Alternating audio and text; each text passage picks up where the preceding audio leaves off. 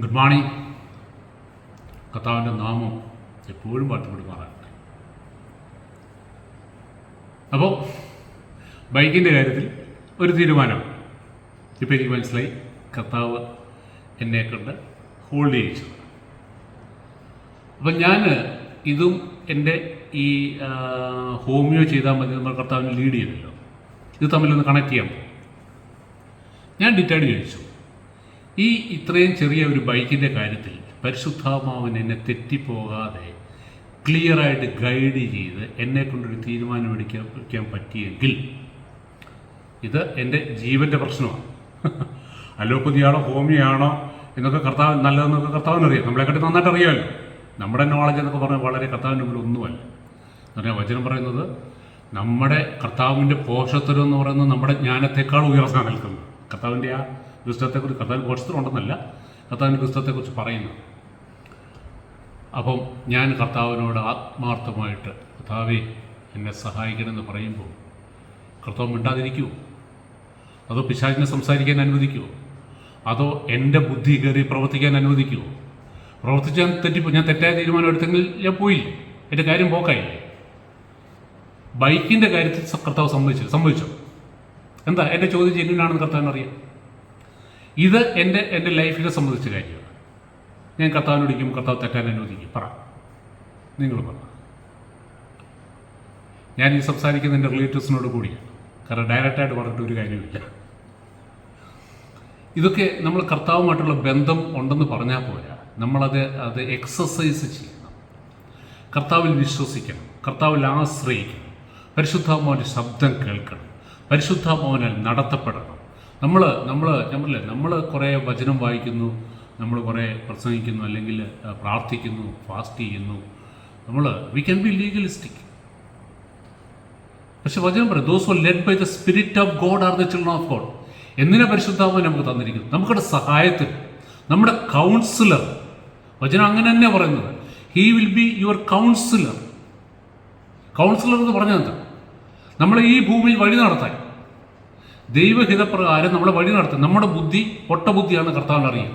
നമുക്ക് ചുറ്റുപാടും കിട്ടുന്ന ഇൻഫർമേഷൻസ് ഒക്കെ ലിമിറ്റഡ് ആണെന്ന് കർത്താവിനറിയാം. കർത്താവിന് തെറ്റ് പറ്റുമോ? കർത്താവിന് തെറ്റ് പറ്റുമോ?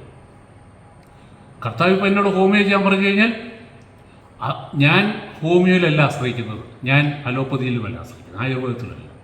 ഞാൻ ആശ്രയിക്കുന്നത് കർത്താവിലാണ്.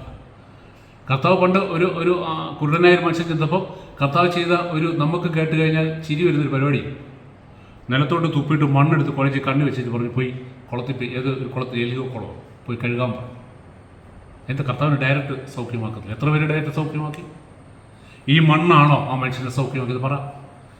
എനിക്കറിയത്തില്ല. അവിടെ പോയി ചിലപ്പോൾ അവിടെ വലിയ ഈ മണ്ണ് മാഫിയൊക്കെ തുടങ്ങി കിടക്കാം. ഈ മണ്ണിന് വലിയ പവറാന്ന് പറഞ്ഞിട്ട് വലിയ മണ്ണ് മാഫിയ അവിടെ വന്ന് പ്രവർത്തനം തുടങ്ങി കാണണം. നാച്ചുറലി ഇന്നായിരുന്നില്ല JCB വെച്ച് കുഴിച്ചെടുത്തങ്ങ് എക്സ്പോർട്ട് ചെയ്തേനെ. എന്നിട്ട് കുറേ തുപ്പലൂടെ ഇവിടുന്നതിലും സംഘടിപ്പിച്ച് കുഴച്ച് കുപ്പിയിലാക്കി. കർത്താവിന് വല്ല കാര്യമുണ്ടോ ഈ തുപ്പിയിട്ട് ഈ മണ്ണ് കുഴച്ച് ഈ മനുഷ്യരുടെ ആ കുളത്തിൽ പോയി കഴുകാൻ? അതാ ഏറ്റവും കഷ്ടം. അപ്പം ഈ മണ്ണോ ഈ തുപ്പലോ ആ കുളമോ ഒന്നുമല്ല സൗഖ്യമാക്കി. ആ കുളത്തിൽ പോയി എത്ര പേര് കുളിക്കുന്നു?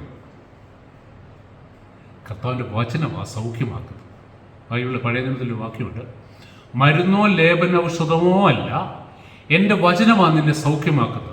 അതുകൊണ്ട് നമ്മുടെ ഈ ആശ്രയത്വം കുറച്ച് ഈ മരുന്നിലും മെഡിക്കൽ സയൻസിലുള്ള നമ്മുടെ ഒരു ദൈവത്തിൽ ആശ്രയിക്കേണ്ട കർത്താവില്ല. മരുന്ന് കഴിക്കേണ്ടതല്ല, രോഗിക്ക് വൈദ്യന് ആവശ്യമാണ്. പക്ഷേ നമ്മുടെ എന്നാ പറയുന്നത്, കർത്താവ് നമ്മളൊരു കാര്യം വ്യക്തമായിട്ട് ഗൈഡ് ചെയ്ത് കഴിയുമ്പോൾ അതാണോ ചെയ്യേണ്ടത്, അതോ നമ്മൾ മെഡിക്കൽ സയൻസ് പറയുന്നതാണ്? ഇത് പറ.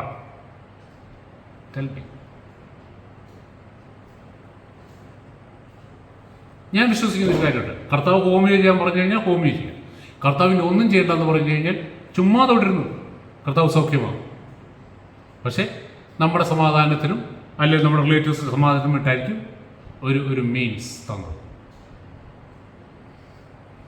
അപ്പോൾ ഞാൻ കർത്താവിൽ ഇത്രയും ആശ്രയിച്ചിട്ട് ഞാൻ ഇനി അലോപ്പതി ചെയ്തില്ലെങ്കിൽ ഞാൻ നഷ്ടപ്പെട്ടു പോകാൻ കർത്താവ് സമ്മതിക്കും.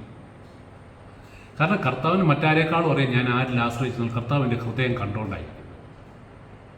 ഞാൻ എത്രമാത്രം ആശ്രയിച്ചു എന്ന് കർത്താവ് കേട്ടോണ്ടായിരിക്കും. കർത്താവ് സകലതും കണ്ടുകൊണ്ടായിരിക്കും.